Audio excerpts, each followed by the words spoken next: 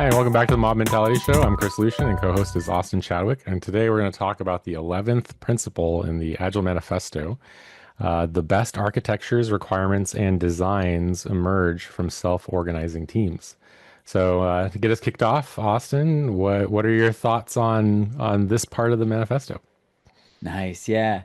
Um, what occurs to me is often what I see people's reaction to this principle, and they give you a look like this is bonkers, or they'll say it in maybe in a nice way. Mm, And I think I'm kind of with them if you just take this principle out of the ether with no context and just copy paste it into a team, so to speak. right. I think it could lead to a cargo cult type situation. And two reasons. One, I think all the manifesto values and principles assume the existence of the other values and principles. It's not like Right. go do this one in isolation. Maybe some of them could stand alone. But what jumps out to me is other principles talk about motivated individuals, Hmm. and it also being on the team. And also, it lists principles with technical excellence and delivering frequently and a lot of agile technical practices. And the other thing that occurs to me that I think why people think it doesn't make sense is it reminds me, I believe it was Covey or the Turn the Ship Around book, where he was saying control without competence is chaos. Mm, right. And so, if you're imagining incompetent team members self-organizing and not doing, technical agile XP practices, then yeah, it does feel a little bonkers. However, if you assume, you've kind of stacked the deck, you have a competent team, they're doing XP agile technical practices, and they're motivated, then yes, this makes a ton of sense. In my mind, I guess in short, it eliminates a lot of lean inefficiencies from other ways of doing it. Yeah, what are your thoughts? Well, I think you said in there motivation and motivated. I think that if you have somebody very disengaged, and you're self-organizing in a self-organizing system, then a person that's disengaged would likely not, put their best foot forward. Um, but also, I think, to me, this principle really means that the team can quickly reconfigure in order to put the correct skills together quickly.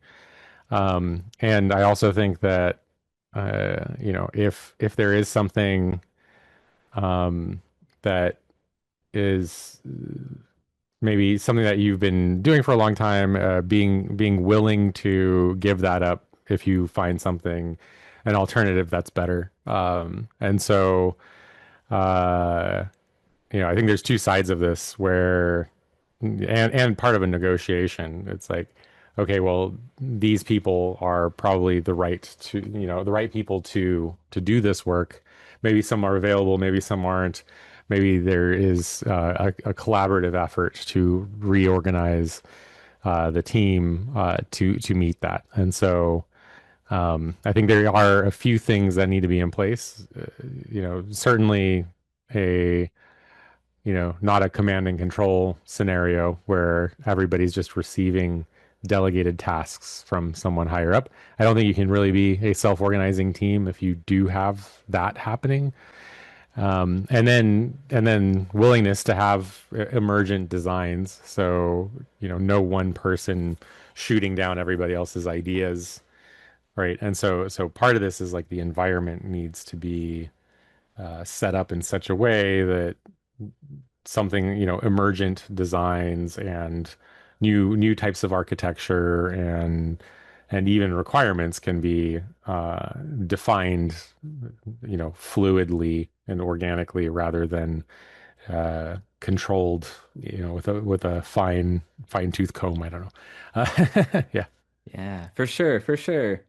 And the Turn the Ship Around book really comes to mind here because you Yeah. talked about the very command and control style and what it leads to, which was, if I remember the book correctly, the leader of the submarine, the Hmm. leader before him, and he tried to follow that example, was basically the genius with 1,000 followers model, to steal from the Good to Great books, where literally this guy didn't sleep. You know what I mean? Like Yeah. he just had to go around and micromanage everything, and the competence was all in one person, and didn't sleep, hopped around all around the ship, always making decisions for everything that needed to be decided.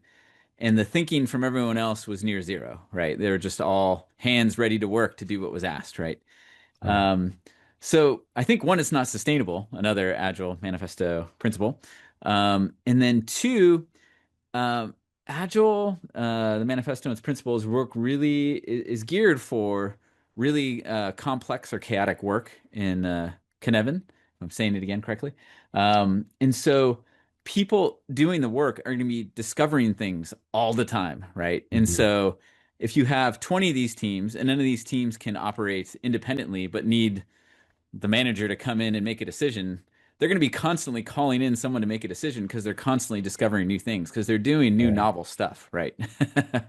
And so I think from a lean perspective, the inefficiencies get wildly crazy once you're in that complex, chaotic space, Yeah. which is why I think it's no surprise it was, Agile was, started in something like software, which is in that complex, chaotic space. Where in other domains where it leans more towards the simple, you can get away with the flat and less self-organizing structure of things, right? And so, the queuing and waiting just gets insane. And I've been there before, where you're literally just like, well, I'll just batch up more and more work because I'm waiting for a decision from a leader on 15 things, and now it's the 16th thing. So now I'll just start item number 17 and get it halfway done. Right. Where if you compare that with a mob, or at least a very uh, self-organizing, great XP team, uh, the discovery happens and the team has the competence to make the best decision right then and there using the data they just ran from that experiment. And I think this is why, in Turn the Ship Around book, responding to that problem of without competence, and you give someone control, it can be chaotic. Training and good practices are essential. Right. Yeah. But it's funny, I don't necessarily think that mobbing assumes this principle because I have heard of and seen command and control mobs where Yes. there is a leader in the organization picking and choosing who ends up on the mob based on, skill sets that they believe they have and giving them very concrete and direct instruction. And so I think that you can have, a mob operating in one way or the other. But I do think that, yeah, mobbing in a sense, to me, more naturally falls within this thought space. And so I do think having the freedom to, for teams to exchange team members and, uh, you know, it, if you have the ability to deal with shifting budgets and things along those lines, you could even change the sizes of teams. So just depending on how much you can buy into the self-organizing teams, it does have some level of fluidity to it, and there are different levels available.